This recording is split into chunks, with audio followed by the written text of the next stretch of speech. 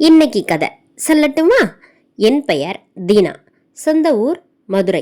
Diploma முடித்துவிட்டு வேலை தேடிக்கொண்டிருந்த என்னை கோயம்புத்தூரில் அரசு வேலையில் இருக்கும் என் சித்தப்பா தான் இங்கு அழைத்து வந்து ஒரு தனியார் தொழிற்சாலையில் வேலையும் வாங்கி கொடுத்து அவர் வீட்டிலேயே என்னை தங்கி வேலைக்கு சென்று வா என்று அவர் கூறினார்.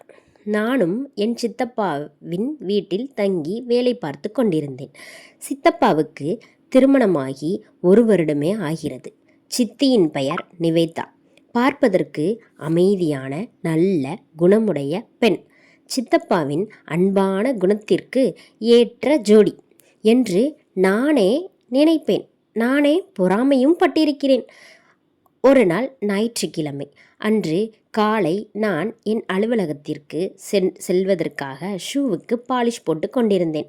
அப்போது என் சித்தப்பாவும் அலுவலகம் கிளம்பி ஹாலுக்குள் வந்தார். நான் புன்னகையோடு ஏற்கனவே பாலிஷ் செய்து வைத்திருந்த அவருடைய ஷூவை எடுத்து அவரிடம் நீட்டினேன். என்னடா தினா, எனக்கும் சேர்த்து பாலிஷ் போட்டியா நீ என்று கேட்டார். நீ ஏன் இதையெல்லாம் பண்ணிகிட்ருக்க என்று அன்போடு அதட்டினார். அப்படியெல்லாம் ஒன்றும் இல்லை சித்தப்பா, நான் சும்மா தானே இருக்கேன், அதனால் நானே உங்கள் ஷூவையும் சேர்த்து பாலிஷ் போட்டேன் அப்படின்னு சொன்னேன். அப்படியே என்னோடய ஷூவையும் பாலிஷ் போட்டு வச்சிட்டேன். இனிமேல் இதெல்லாம் செய்யக்கூடாது என்று நானே பார்த்துப்பேன் என்று கூறிக்கொண்டு ஷூவை மாட்டினார். ஊருக்கு டிக்கெட் புக் பண்ணணும்னு சொன்னியே, பணம் இருக்காடா என்று கேட்டார். இருக்கு சித்தப்பா என்றேன். சரி, நான் கிளம்புறேன், நீ பார்த்து பத்திரமா ஆஃபீஸ் போயிட்டு வா அப்படின்னு சொன்னார். இன்னைக்கு வர லேட் ஆகுமா என்று கேட்க, இல்லை சித்தப்பா, சீக்கிரம் வந்துடுவேன் என்றேன். அவர் கிளம்பி சென்றதும் நான் ஷூவை ஸ்டாண்டில் வைத்துவிட்டு அறைக்கு சென்றேன். அறைக்கு சென்றேன். அப்போது சித்தி உள்ளே இருந்து தீனா என்று அழைத்தார். தீனா என்று அழைத்தாள். தோளில் துண்டுடன் வந்தவள், நான் குளிக்க போறேன்டா, உனக்கு டிஃபன் எடுத்து வச்சிருக்கேன், நீயே எடுத்து சாப்பிட்டுக்கோ என்று சொல்லிவிட்டு சென்றாள்.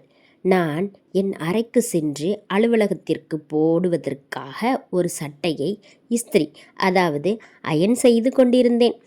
அயன் செய்து கொண்டிருக்கும்போது என் சித்தி பதட்டத்துடன் என் அறைக்குள் நுழைந்தாள். என்ன சித்தி, இன்னும் குளிக்கலையா என்று கேட்டேன்.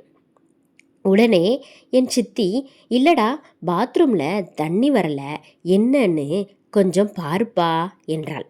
நானும் என்ன பாத்ரூமில் ஏன் தண்ணி வரல அப்படின்னு சொல்லிட்டு டேங்க் மேலே ஏறி சோதித்தேன். அதில் தண்ணீர் முழுமையாக இருந்தது.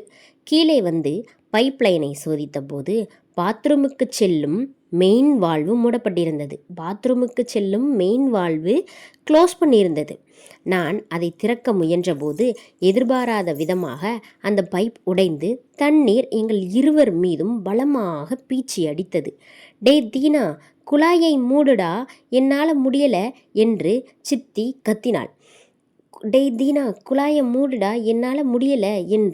கத்தினாள். தண்ணீரின் வேகம் அதிகமாக இருந்ததால் என்னாலும் அதை கட்டுப்படுத்த முடியவில்லை. அந்த பதற்றத்தில் சித்தி நிலை தடுமாறி கீழே விழப்போனாள். அவளை தாங்கி பிடிக்க சென்ற நான் ஒரு தவறான நொடியில் என் வாலிப வயதின் பலவீனத்தால் என் கட்டுப்பாட்டை இழந்து என் சித்தியை நான் என் கையில் ஏந்தினேன். ஒரு சில நொடிகள்தான் என் மூளை சற்றென விழித்து கொண்டது. ஐயோ, என்ன காரியம் செய்துவிட்டேன், இவள் என் சித்தி, என் தாய்க்கு நிகரானவள், என் தாய்க்கு நிகரான என் சித்தி அல்லவா என்ற குற்ற உணர்ச்சி என்னை வாட்டியது. உடனே அவளை விட்டு விலகி அதிர்ச்சியில் உறைந்து போயிருந்த அவளது முகத்தை கூட பார்க்க முடியாமல் தலை குனிந்து ஹாலுக்கு ஓடி வந்து ஷோபாவில் அமர்ந்தேன். என் கை கால்கள் நடுங்கின. இதயம் வேகமாக துடித்தது. சிறிது நேரத்தில் சித்தி குளித்து முடித்துவிட்டு ஹாலுக்குள் வந்தாள். நான் குற்ற உணர்ச்சியோடு மெல்ல நிமிர்ந்து பார்த்து, சாரி சித்தி, தெரியாம நடந்துருச்சு என்று அழுகுரலில் கூறினேன். அவள் எனக்கு எதிரே இருந்த சோபாவில் அமர்ந்து, ஏண்டா இப்படி பண்ணுன என்று கேட்டாள். என் எதிரே இருந்த சோபாவில் அமர்ந்து, ஏண்டா இப்படி பண்ணுன என்று கேட்டாள். எனக்கே தெரியல சித்தி, ஏதோ ஒரு வேகத்தில் தப்பு நடந்துடுச்சு, என்னை மன்னிச்சிடுங்க என்று அவளது காலில் விழச்சென்றேன். என்னை மன்னிச்சிடுங்க என்று அவளது காலில் விழச்சென்றேன். அவள் என்னை தடுத்து, அதெல்லாம் வேணாம் தீனா, உன் வயசு அப்படி, ஏதோ ஒரு பலவீனத்தில் நடந்துடுச்சு, இதோட விட்டுருவோம், ஒரு கெட்ட கனவாக நினச்சி மறந்துடுவோம், ஒரு கெட்ட கனவாக நினச்சி பாத்ரூமில் நடந்த எல்லாத்தையும் மறந்துடுவோம், நீயும் எப்பவும் போல இரு என்று பெருந்தன்மையுடன் கூறினாள். எனக்கு நிம்மதியாக இருந்தது. சித்தப்பாவிடம் இதை சொல்ல மாட்டேன் என்றும் உறுதியளித்தாள். என் சித்தப்பாவிடம் சொல்ல மாட்டேன் என்றும் உறுதியளித்ததால் என் மனம் திருப்தி அடைந்தது. அன்று என்னால் சாப்பிடக்கூட முடியவில்லை. அவள் அப்படியே அலுவலகத்திற்கு புறப்பட்டு விட்டேன். சில நாட்கள் நகர்ந்தன. அந்த சம்பவம் என் நினைவிலிருந்து மெல்ல மறையத் தொடங்கியது. ஆனால் ஒரு நாள் மாலை ஷிஃப்ட் முடித்துவிட்டு இரவு 11 மணிக்கு வீடு திரும்பிய போது நிலைமை வேற மாதிரியாக இருந்தது. 11 மணிக்கு நான் வீடு திரும்பிய போது என் சித்தி எனக்காக காத்து கொண்டிருந்தாள். எனக்காக வழியில் வாசலில் காத்து கொண்டிருந்தாள். எனக்கு புரியாத ஒரு பதட்டம், ஏன் எனக்காக காத்து கொண்டிருக்கிறாள் என்று. என் சித்தி தூங்கிவிட்டதாக, சித்தப்பா தூங்கிவிட்டதாக கூறி சித்தி எனக்கு உணவு பரிமாறினாள். நான் சாப்பிட்டு கொண்டிருந்த போது என் அருகில் அமர்ந்த அவள் தயங்கியபடி பேசத் தொடங்கினாள். தீனா, எனக்கு உன்கிட்ட ஒன்று சொல்லணும். அன்னைக்கு பாத்ரூமில் நடந்த சம்பவத்துக்கு அப்புறம் என்னால் என் உணர்வுகளை கட்டுப்படுத்த முடியலடா என்று தடம் மாறி பேசினாள். அவள் பேசிய வார்த்தைகளை கேட்டு அதிர்ச்சியில் என் கையில் இருந்த உணவு தட்டில் விழுந்தது. சித்தி, என்ன பேசுறீங்க? இதெல்லாம் தப்பு என்று பதறினேன். உன் சித்தப்பாவால் என்னை சந்தோஷமாக வச்சுக்க முடியலை தீனா, உன் சித்தப்பாவால் என்னை சந்தோஷமாக வச்சுக்க முடியலை தீனா. நானும் ஒரு மனுஷி தானே, நமக்குள்ளே நடக்கிறது வெளியே யாருக்கும் தெரிய போகிறதில்ல என்று என் கையை பிடித்து கெஞ்சினாள். என்னுடன் தவறாக இருக்க அவள் என்னை கூப்பிட்டாள். நான் சற்றென்று கையை உதறிவிட்டு எழுந்தேன். நிறுத்துங்க சித்தி, அன்னைக்கு நடந்தது ஒரு விபத்து. அதுக்காக என் சித்தப்பாவுக்கு என்னால் துரோகம் பண்ண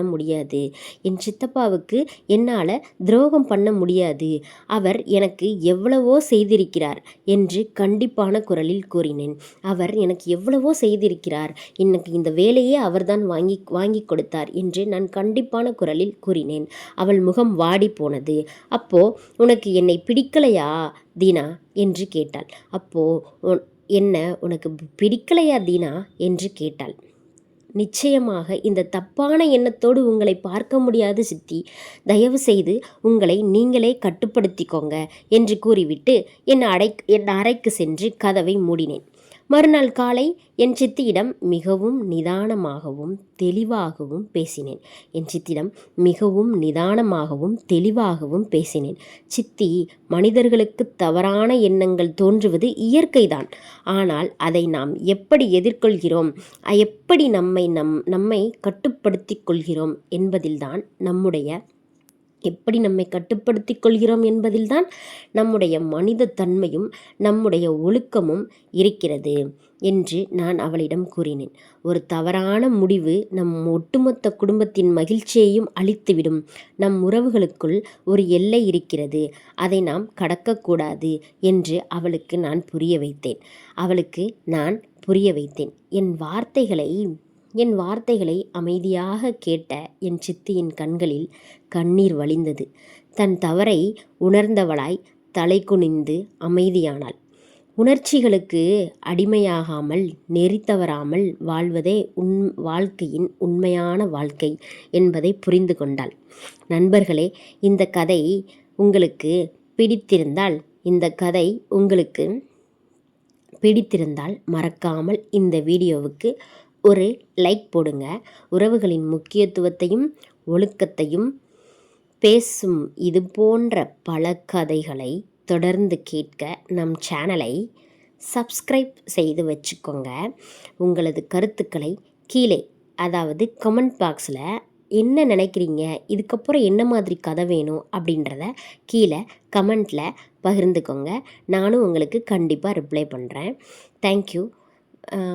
அப்புறம் கண்டிப்பாக சப்ஸ்கிரைப் பண்ணிக்கோங்க. பாய்.